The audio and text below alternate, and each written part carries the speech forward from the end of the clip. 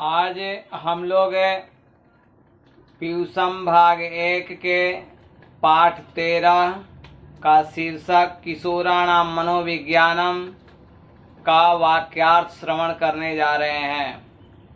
इसमें किशोरों के मन के विज्ञान के संबंध में बताया गया है कि किशोरों का जीवन कैसा होता है, किशोरों का आचरण कैसा होता है, किशोर अपने जीवन काल में यानी किशोरावस्था में क्या क्या क्रियाकलाप करते हैं।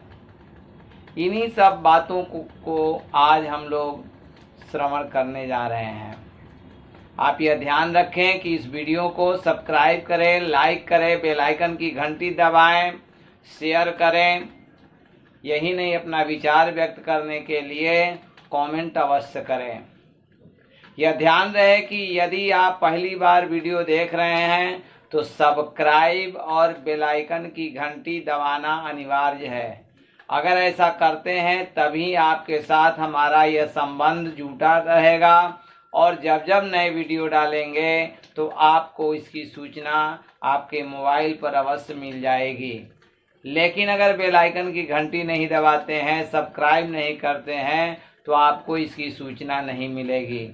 केवल सब्सक्राइब करते हैं तब भी आपको सूचना नहीं मिलेगी जब तक कि सब्सक्राइब के साथ साथ बेल आइकन की घंटी अवश्य दबाएं। यह ध्यान रहे कि ऐसा कार्य करते हैं तो हमारा मनोबल पुष्ट होता है और मैं अपने क्रियाकलाप में लग जाता हूँ। धन्यवाद। अब आप ध्यान दें पाठ 13 का अर्थ। विद्यालयस्य उच्च कक्षासु अधीयाना छात्राः सर्वे अपि किशोराः। विद्यालय के उच्च कक्षाओं में पढ़ने वाले सभी छात्र किशोर हैं। अध्ययन काले अपि तेषां महत्वाकांक्षा भावी जीवनस्य समृद्धये सर्वदा वर्धमाना भवति। अध्ययन काल में भी उन सभी की महत्वाकांक्षा भावी जीवन की समृद्धि के लिए हमेशा वर्तमान होती है।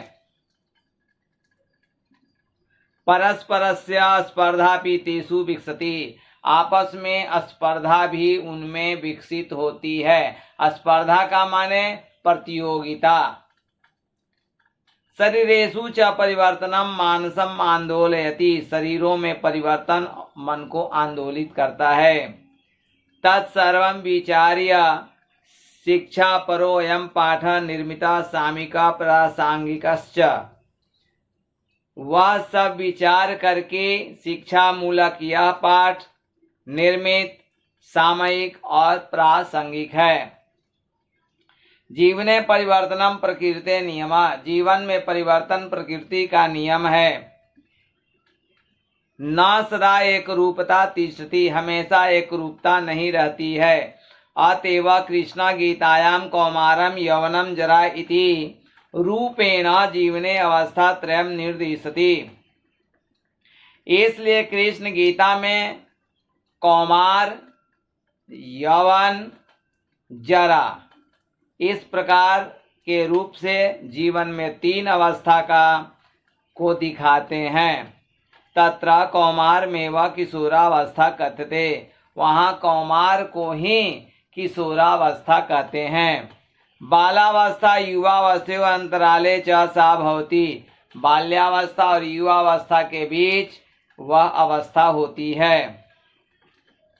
उच्च विद्यालय अधीयाना किशोरा किशोर्यश्च भवन्ति। उच्च विद्यालय में पढ़ने वाले किशोर और किशोरियां होती है। विद्यालय सामान्य शिक्षा क्रमेण ते परंपरागतम पाठम मेव अनुसरन्ति। विद्यालय में सामान्य शिक्षा क्रम में वे परंपरागत पाठ का ही अनुसरण करते हैं, किंतु तेषां शारीरिको मनोवैज्ञानिकस्य पक्षः उपेक्षितो अस्ति।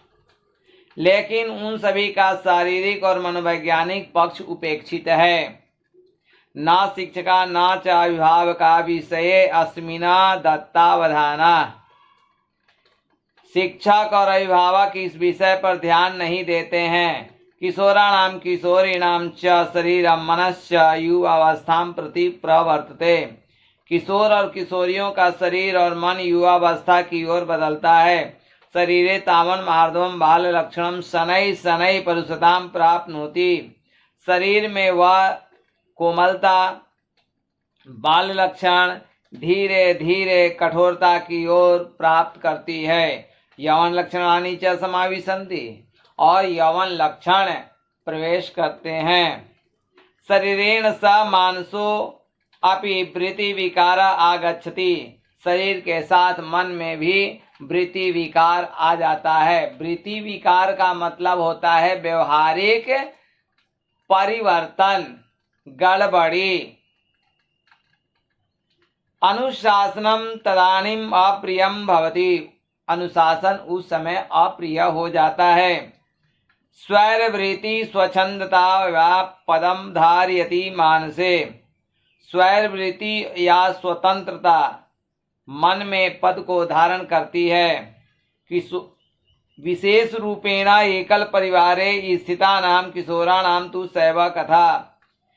संयुक्त परिवारे तु सहिष्णुता बंधु भावो व न विनश्यति।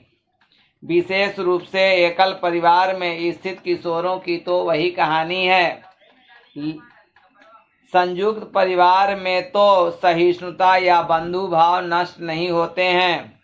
संपन्न परिवारे पालिता किशोरा यदा कदा स्वमित्राणि विकृतानि कुर्वते। संपन्न परिवार में पालन किए गए किशोर कभी कभी अपने मित्रों को विकृत कर देते हैं। तेषां महत्वाकांक्षा वर्धयन्ति।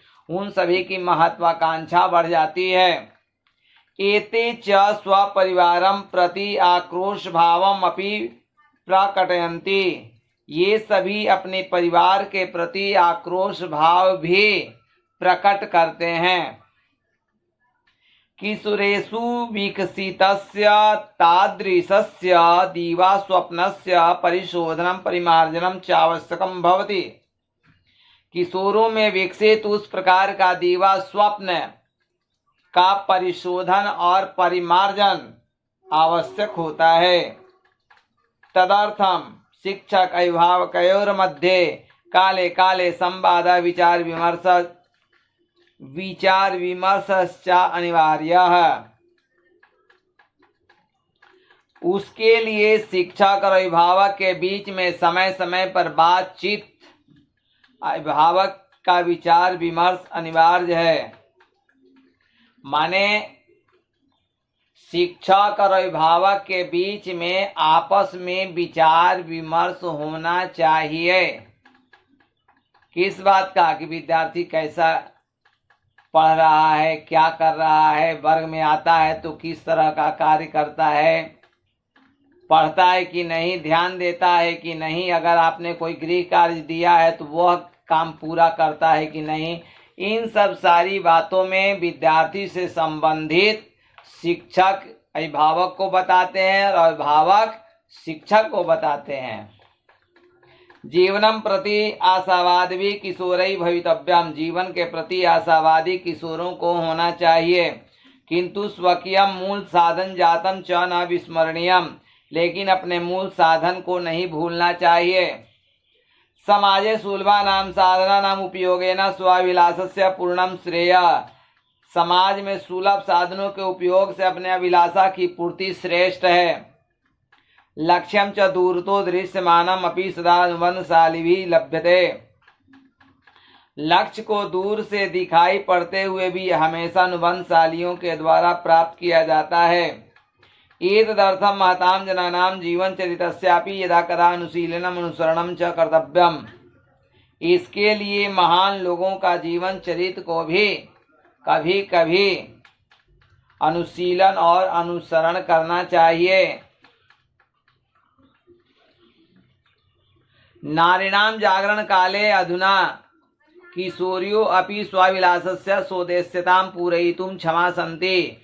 नारियों के जागरण काल में इस समय किशोरियां भी अपने अभिलाषा और उद्देश्य की पूर्ति करने में समर्थ हैं। नैकम अपि कार्यम संप्रति ताभि अलभ्यम दृश्यते। एक भी कार्य आजकल उन सभी के द्वारा अलभ्य नहीं दिखाई पड़ता है। तथापि संकल्पस्य दृढ़ता साधना नाम स्वाभीष्टदिशया च परिवर्तनम अपि काम्यम स्यात्। वहां भी संकल्प की दृढ़ता, साधनों की अपनी अभीष्ट दिशा से परिवर्तन की कामना होगी। साधना भावे कुंठा पालनम नोचितम। साधन के अभाव में कुंठा पालन उचित नहीं है।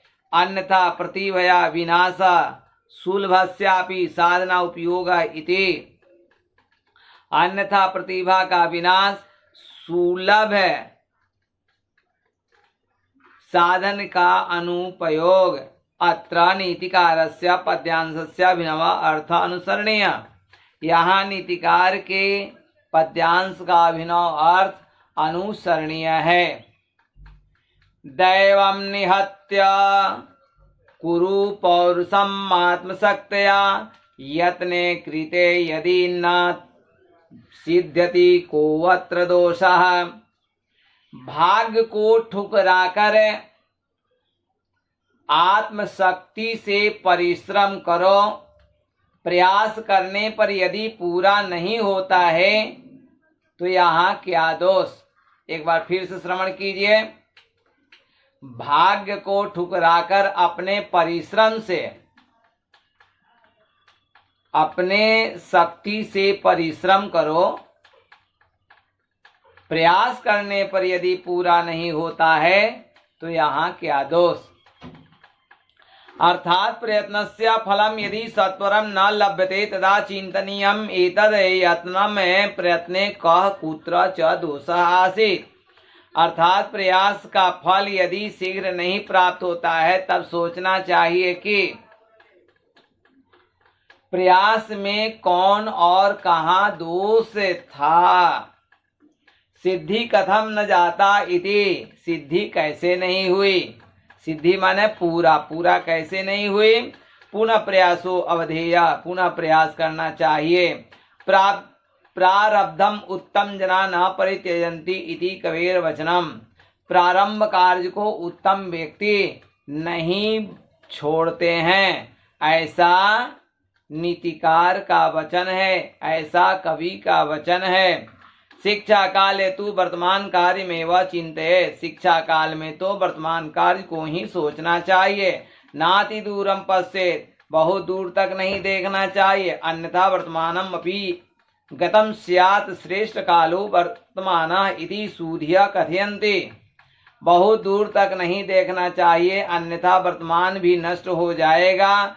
श्रेष्ठ काल वर्तमान है, ऐसा बुद्धिमान लोग कहते हैं। संकल्पस्य दृढ़ता दृष्टि व्यापकता चेति किशोर जीवनस्य मंत्रद्वयं सदा स्मरणीयम्। संकल्प की दृढ़ता, दृष्टि की व्यापकता, इस प्रकार किशोर जीवन के दो मंत्र हमेशा याद रखना चाहिए। यहाँ पर पाठ 13 की समाप्ति हुई। आप यह ध्यान रखें कि इस वीडियो को सब्सक्राइब करें, बेल आइकन की घंटी अवश्य दबाएं, तभी आपका और हमारे बीच यह संबंध कायम रहता है। और नए वीडियो जब जब हम डालेंगे तो आपको इसकी सूचना मिल जाती है। यदि ऐसा नहीं करते हैं तो नए वीडियो की सूचना आपको नहीं मिलती है। आप लाइक करें, शेयर करें। यदि आपको अपना विचार व्यक्त करना हो तो आप अवश्य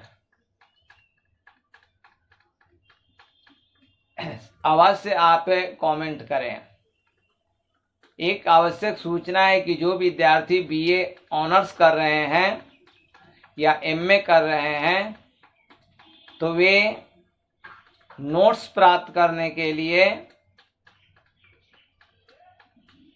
जो नंबर दिया गया है उस नंबर से संपर्क कर सकते हैं। बीए ऑनर्स का पार्ट 1, पार्ट 2, पार्ट 3 या सब्सिडरी का पार्ट 1, पार्ट 2, एमए खंड 1, खंड 2, खंड 3, खंड 4 के नोट्स उपलब्ध हैं। धन्यवाद।